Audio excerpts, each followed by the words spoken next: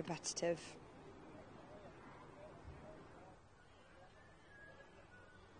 If we've got number 2, we go a few back and we've got number 2 to look at as well. That is Nancy Rose.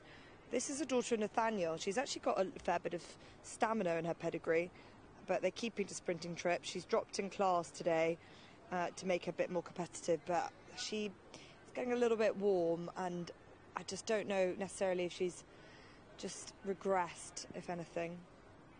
And then number 4 is the last one we're going to have a look at. This is Frankie Valiant for Dave Lochnan and Danny Muscat, as this horse is having his first run in a handicap of 60. I think he should improve from his first run of the season as well. He just could be a little bit better than this opening mark. He's bred to want a bit further in due course, and I think he's a real standout physically. He's a big type, and he's probably need a little bit of time, but he's a good-looking son of Twilight Sun, and I don't think he's out of this. But the favourite continues to be Crafty Spirit.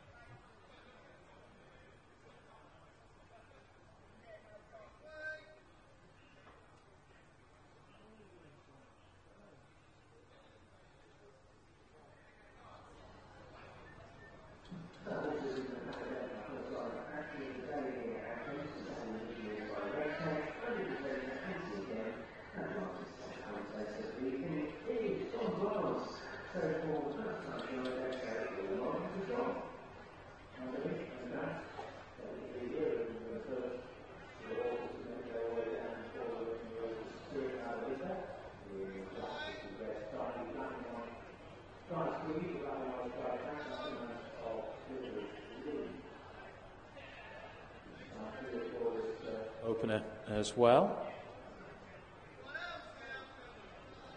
All 12 runners stand their ground. Those 12 as printed in the race card. Starting position for this race over on the far side of the track as well. They go around the outer loop.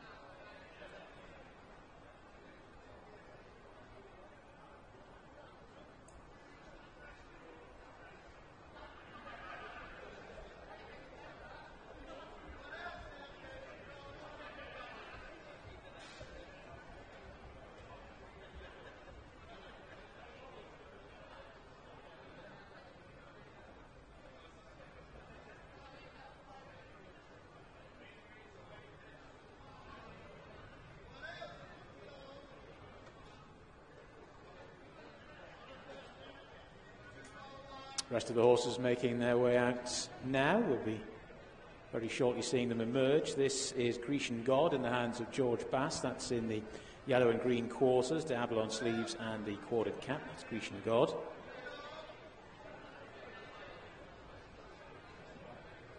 Next out is horse number 1, Shamadia, the dark blue with the orange star, dark blue cap with the orange star. Ryan Kavanagh is aboard, taking off the 7.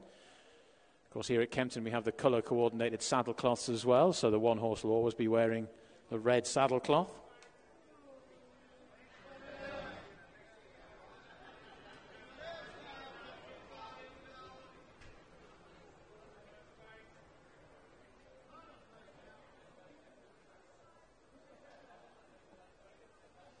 Next out in the white with the green stars, green sleeves with the white stars is Meganisi. That's the man of George Rook, followed down by Frankie Valance in the dark green with the black armlets, the black cap, Daniel Muscat is riding Frankie Valence. It's a little bit free to post.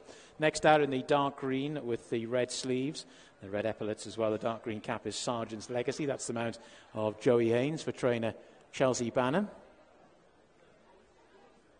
Next out in the light blue is Crafty Spirit, light blue with a white hollow box. Jim Crowley is aboard for Clive Cox.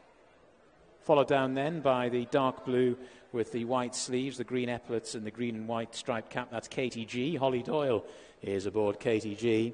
Then the grey, Phoenix Moon, green with the yellow satin.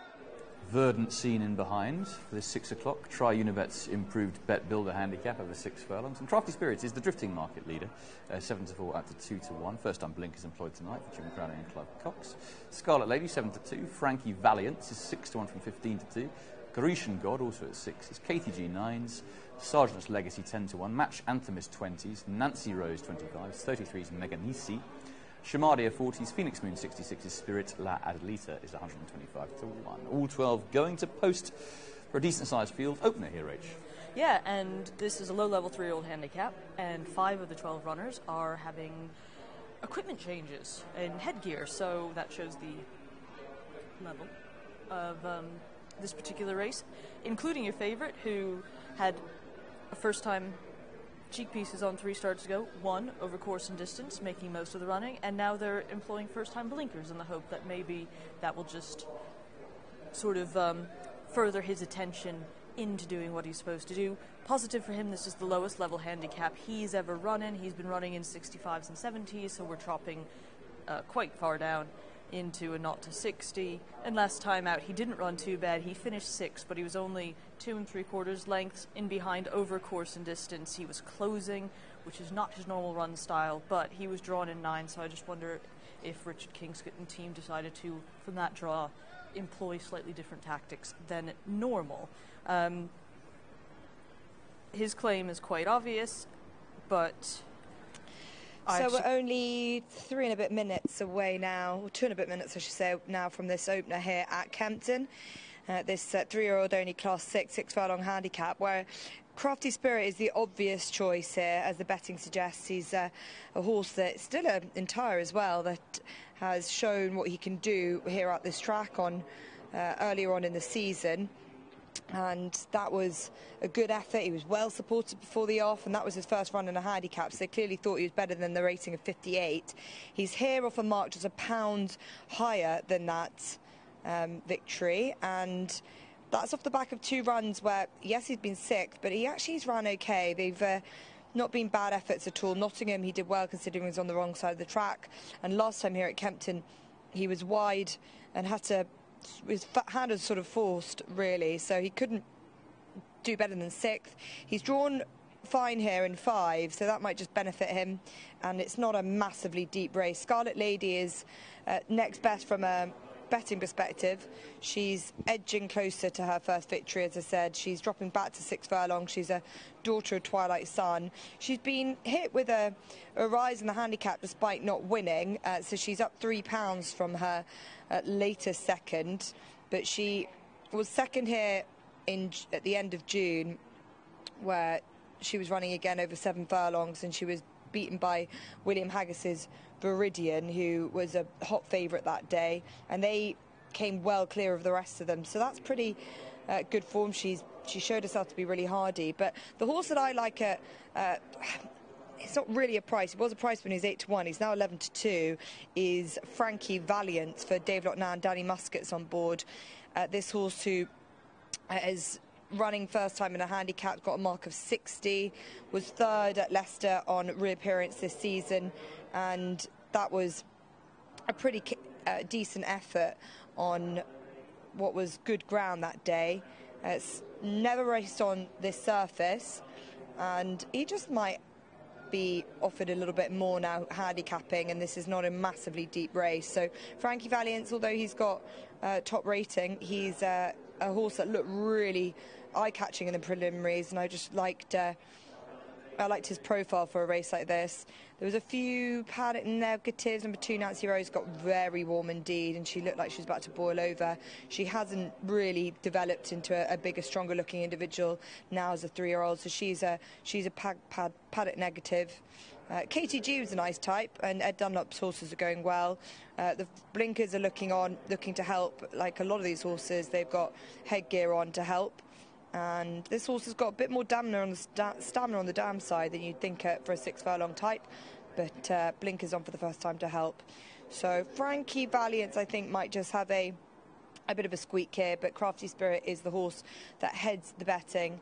Meganisi.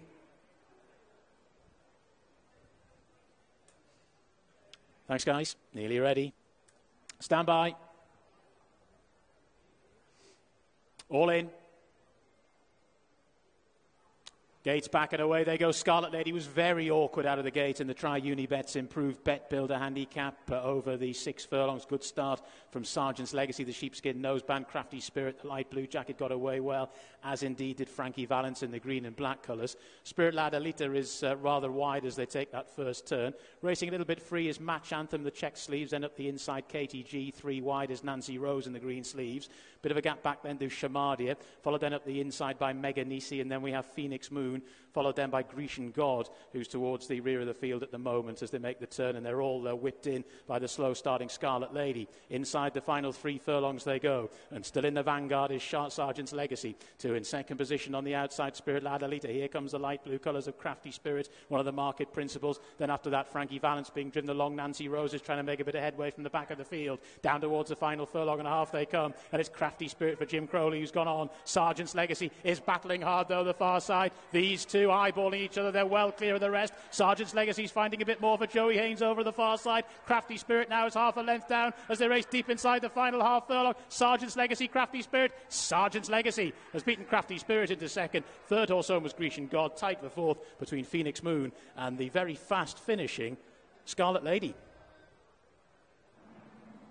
Sergeant's Legacy is able to get the better of the favourites, and this was much more like it from Sergeant's Legacy, who showed to have been a lot more streetwise and professional in the race. He didn't pull as hard as he can do, and a horse that has come massively forward for Chelsea Banham and Joey Haynes in a race where, looking at the favourite, Crafty Spirit, is always travelling very nicely in the hands of Jim Crowley, and it was here that you thought that Sergeant's Legacy might just struggle, but to his credit, he really knuckled down and showed very tenacious quality back in 6 furlongs for the first time since March time, and he's really found that little extra, whereas Crafty Spirit just could not keep up the momentum. There's a bit of a gap to the rest of them, which included horse number 8, Grecian God, who was there making up the minor placings. It'd be good to rewatch it for the sake of the horse Scarlet Lady, who stumbled coming out of the gates and made up a lot of ground late on. There'll be another day for her, but this is the day for this horse, Sergeant's Legacy, to break his maiden tag. You can see Scarlet Lady, that's it, just really awkward. Gave Adam Farrah no chance at all, but the sake of Sergeant's Legacy, he came out of his gate a lot better and just was very relaxed, a different proposition, so they've done very well with him, and he's really showed what he's capable of. A horse that, as I said, had been pulling hard and just been a bit of a difficult ride, so well done to the team involved. It'll be good to catch up with Joey Haynes after the success of Sergeant's Legacy.